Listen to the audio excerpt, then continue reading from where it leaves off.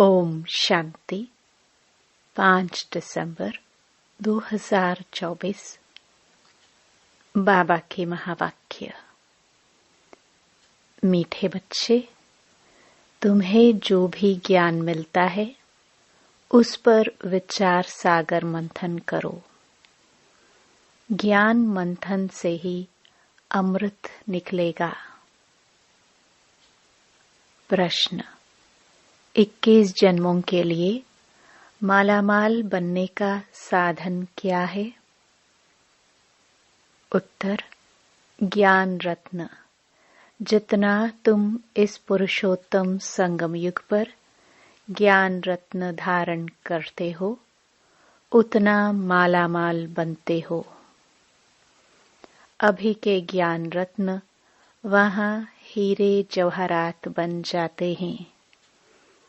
जब आत्मा ज्ञान रत्न धारण करे, मुख से ज्ञान रत्न निकाले, रत्न ही सुने और सुनाए, तब उनके हर्षित चेहरे से बाप का नाम बाला हो।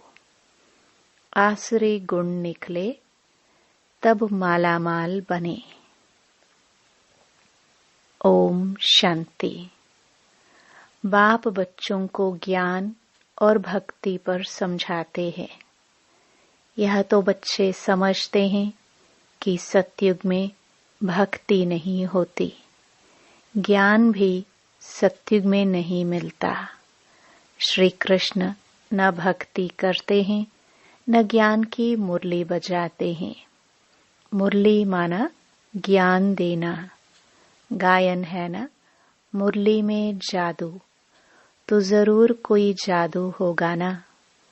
सिर्फ मुरली बजाना यह कॉमन बात है। फकीर लोग भी मुरली बजाते हैं, इसमें तो ज्ञान का जादू है। अज्ञान को जादू नहीं कहेंगे।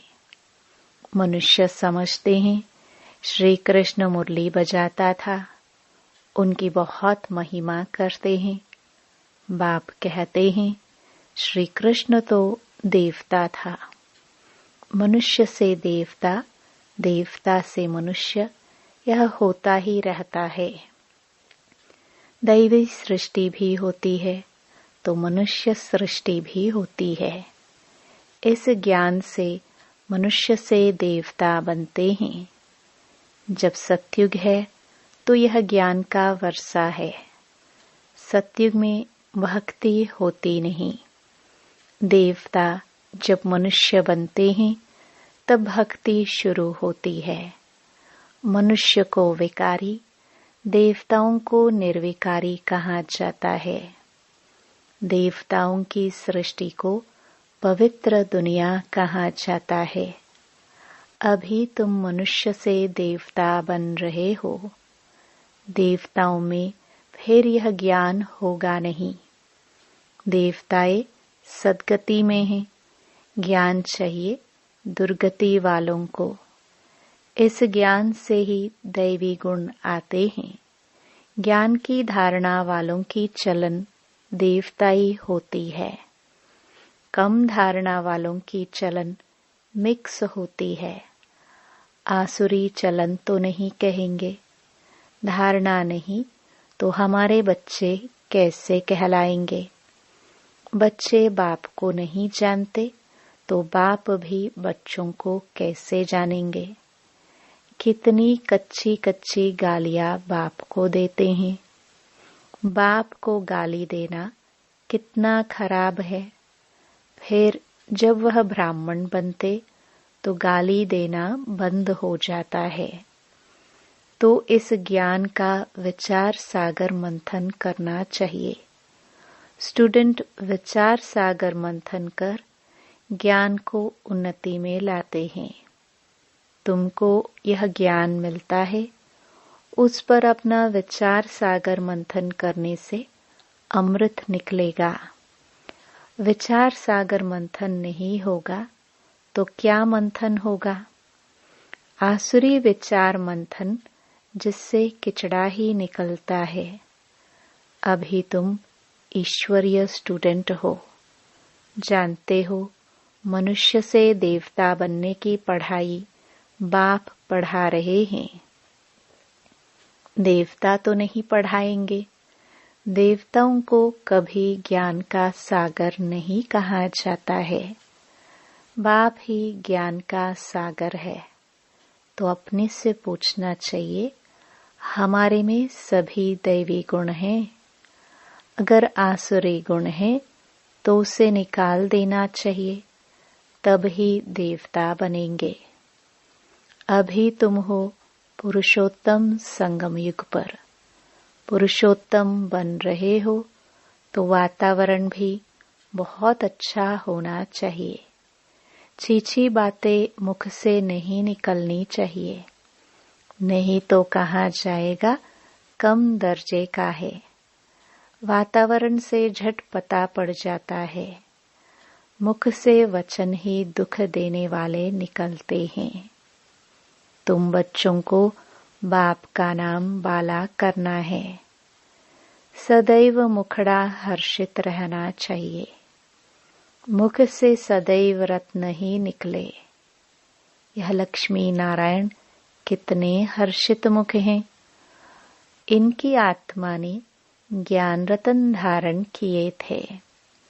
मुख से यह रत्न निकाले थे। रत्न ही सुनते सुनाते थे। कितनी खुशी रहनी चाहिए। अभी तुम जो ज्ञान रत्न लेते हो वह फिर सच्चे हीरे जवाहरात बन जाते हैं। नवरत्नों की माला कोई हीरे जवाहरात की नहीं, इन चैतन्य रत्नों की माला है। मनुष्य लोग फिर वह रत्न समझ अंगूठियां आदि पहनते हैं। ज्ञान रत्नों की माला इस पुरुषोत्तम संगम युग पर ही बनती है। यह रत्न ही 21 जन्मों के लिए माला माल बना देते हैं, जिसको कोई लूट न सके। यहाँ पहनो तो झट कोई लूट लेवे। तो अपने को बहुत बहुत समझदार बनाना है। आसुरी गुणों को निकालना है। आसुरी गुण वाले की शक्ल ही ऐसी हो जाती है। क्रोध में तो लाल तांबा मिसल हो जाते हैं। काम विकार वाले तो एकदम काले मोह वाले बन जाते हैं। श्री कृष्ण को भी काला दिखाते हैं ना। विकारों के कारण ही गोरे से सांवरा बन गया। तुम बच्चों को हर एक बात का विचार सागर मंथन करना चाहिए। यह पढ़ाई है बहुत धन पाने की। तुम बच्चों का सुना हुआ है, क्वीन विक्टोरिया का वजीर पहले बहुत गरीब था। दीवा जलाकर पढ़ता था, परंतु वह पढ़ाई कोई रत्न थोड़ी है। नॉलेज पढ़कर पूरा पोजीशन पा लेते हैं। तो पढ़ाई काम आई, न कि पैसा। पढ़ाई ही धन है। वह है हद का, यह है बेहद का धन। अभी तुम समझते हो, बाप हमको पढ़ाकर विश्व का मालिक बना देते हैं। वहाँ तो धन कमाने के लिए पढ़ाई नहीं पढ़ेंगे। वहाँ तो अभी के पुरुषार्थ से अकीचार अताह धन मिलता है।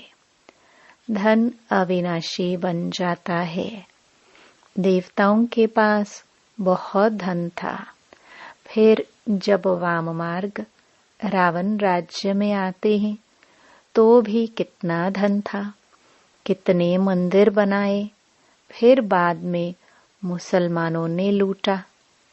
कितने धनवान थे। आजकल की पढ़ाई से इतना धनवान नहीं बन सकते हैं। तो इस पढ़ाई से देखो मनुष्य क्या बन जाते हैं। गरीब से साहूकार। अभी भारत देखो कितना गरीब है।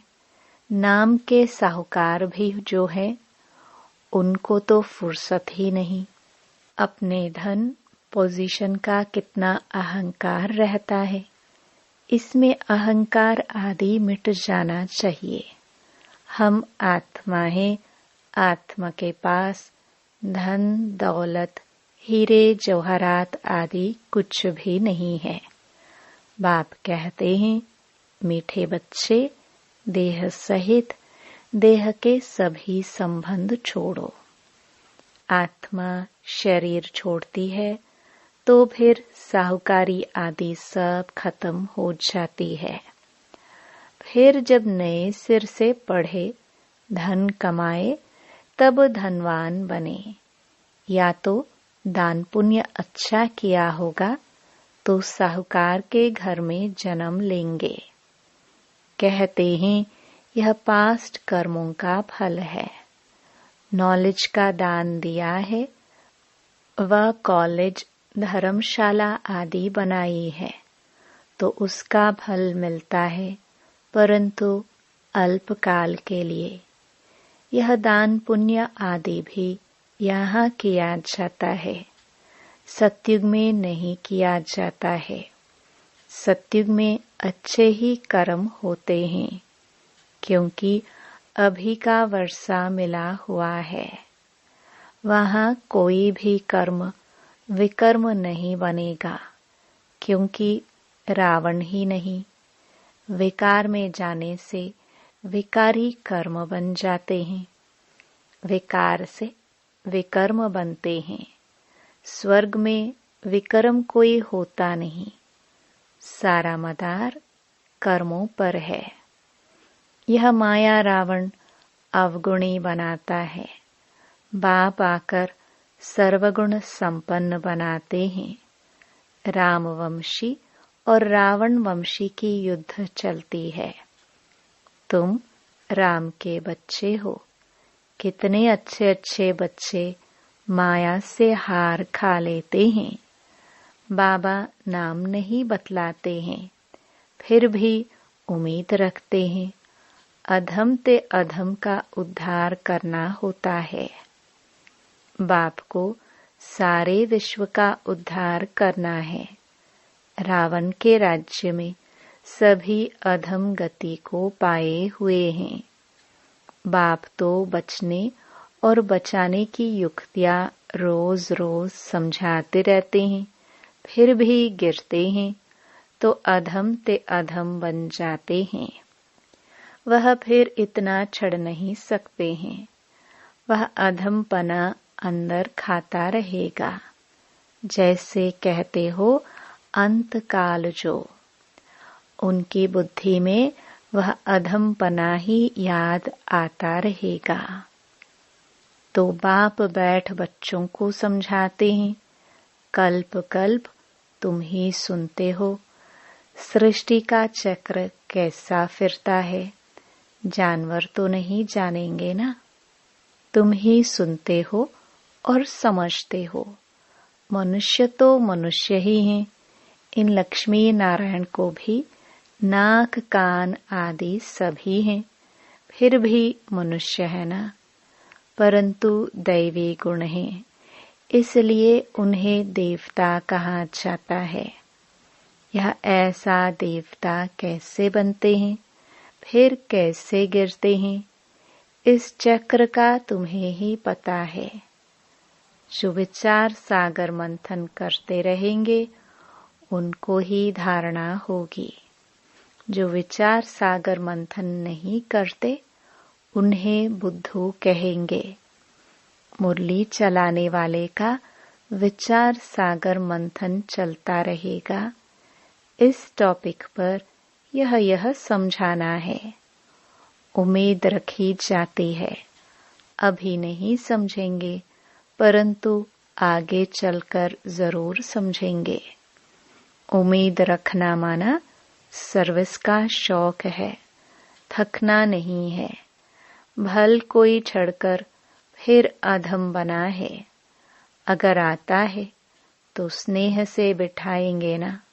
वह कहेंगे चले जाओ, हालचाल पूछना पड़े, इतने दिन कहाँ रहे, क्यों नहीं आए, कहेंगे ना माया से हार खा लिया।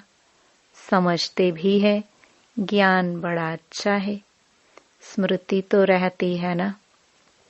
भक्ति में तो हार जीत पाने की बात ही नहीं। यह नॉलेज है, इसे धारण करना है।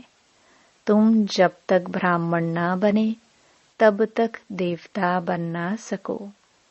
क्रिश्चियन, बौद्धी, पारसी आदि में ब्राह्मण थोड़े होते हैं। ब्राह्मण के बच्चे ब्राह्मण होते हैं। यह बातें अभी तुम समझते हो। तुम जानते हो अलफ को याद करना है। अलफ को याद करने से बेबादशाही मिलती है। जब कोई मिले तो बोलो अलफ अल्लाह को याद करो। अलफ को ही ऊंच कहा जाता है। अंगुली से अलफ तरफ इशारा करते हैं। सीधा ही सीधा अलफ है। अलफ को एक भी कहा जाता है। एक ही भगवान है, बाकी सभी है बच्चे। बाप को अलफ कहा जाता है। बाप ज्ञान भी देते हैं, अपना बच्चा भी बनाते हैं। तो तुम बच्चों को कितनी खुशी में रहना चाहिए। बाबा हमारी कितनी सेवा करते हैं, विश्व का मालिक बनाते हैं, फिर खुद उस पवित्र दुनिया में आते भी नहीं। पावन दुनिया में कोई उनको बुलाते ही नहीं, पतित दुनिया में ही बुलाते हैं। पावन दुनिया में आकर क्या करेंगे? उनका नाम ही है पतित पावन। तो पुरानी दुनिया को पावन दुनिया बनाना उनकी ड्यूटी है। बाप का नाम ही है शिव। बच्चों को सालिग्राम कहा जाता है। दोनों की पूजा होती है, परंतु पूजा करने वालों को कुछ भी पता नहीं है। बस एक रस्म रिवाज बना दी है पूजा की। देवियों के भी फर्स्ट क्लास हीरे मोतियों के महल आदि बनाते हैं, पूजा करते हैं। वह तो मिट्टी का लिंग बनाया और तोड़ा, बनाने में मेहनत नहीं लगती है। देवताओं को बनाने में मेहनत लगती है। उनकी, शिव बाबा की पूजा में मेहनत नहीं लगती, मुफ्त में मिलता है। पत्थर पानी में घिस घिस कर गोल बन जाता है, पूरा अंडाकार बना देते हैं। कहते भी हैं अंडे मिसल आत्मा है जो ब्रह्म तत्व में रहती हैं, इसलिए उनको ब्रह्मांड कहते हैं। तुम ब्रह्मांड के और विश्व के भी मालिक बनते हो। तो पहले पहले समझानी देनी है एक बाप की। शिव को बाबा कह सभी याद करते हैं। दूसरा, ब्रह्मा को भी बाबा कहते हैं। प्रजापिता है तो सारी प्रजा का पिता हुआ ना, ग्रेट ग्रेट ग्रैंडफादर। ये सारा ज्ञान अभी तुम बच्चों में है। प्रजापिता ब्रह्मा तो कहते बहुत हैं, परंतु यथार्थ रीति जानते कोई नहीं। ब्रह्मा किसका बच्चा है? तुम कहेंगे परमपिता परमात्मा का। शिव बाबा ने इनको अडॉप्ट किया है, तो यह शरीरधारी हुआ ना। ईश्वर की सभी औलाद है। फिर जब शरीर मिलता है तो प्रजापिता ब्रह्मा की एडॉप्शन कहते हैं। वह एडॉप्शन नहीं। क्या आत्माओं को परमपिता परमात्मा ने एडॉप्ट किया है? नहीं, तुमको एडॉप्ट किया है। अभी तुम हो ब्रह्मा कुमार कुमारियां। शिव बाबा एडॉप्ट नहीं करते हैं। सभी आत्माएं अनादि अविनाशी हैं। सभी आत्माओं को अपना अपना शरीर, अपना अपना पार्ट मिला हुआ है। जो बजाना ही है। यह पाठ ही अनादि अविनाशी परंपरा से चला आता है। उनका आदि अंत नहीं कहा जाता है। अच्छा, मीठे मीठे सिखिलदे बच्चों प्रति माता पिता बाप दादा का याद प्यार और गुड मॉर्निंग। रूहानी बाप की रूहानी बच्चों को नमस्ते। धारणा के लिए मुख्य सार। पहला, अपनी साहूकारी पोजीशन आदि का अहंकार मिटा देना है। अविनाशी ज्ञान धन से स्वयं को मालामाल बनाना है। सर्विस में कभी भी थकना नहीं है। दूसरा, वातावरण को अच्छा रखने के लिए मुख से सदैव रतन निकालने हैं। दुख देने वाले बोल ना निकले, यह ध्यान रखना है। हर्षित मुख रहना है।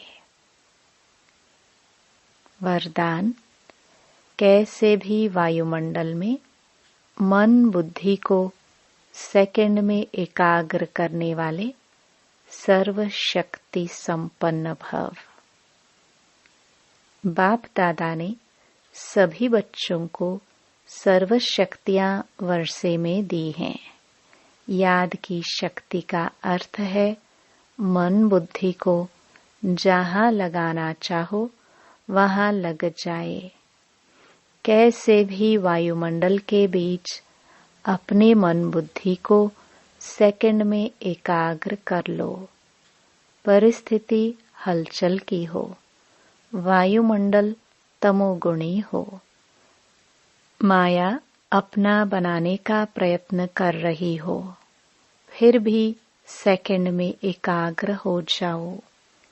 ऐसी कंट्रोलिंग पावर हो तब कहेंगे सर्व शक्ति संपन्न। स्लोगन, विश्व कल्याण की जिम्मेवारी और पवित्रता की लाइट का ताज पहनने वाले ही डबल ताजधारी बनते हैं। ओम शांति।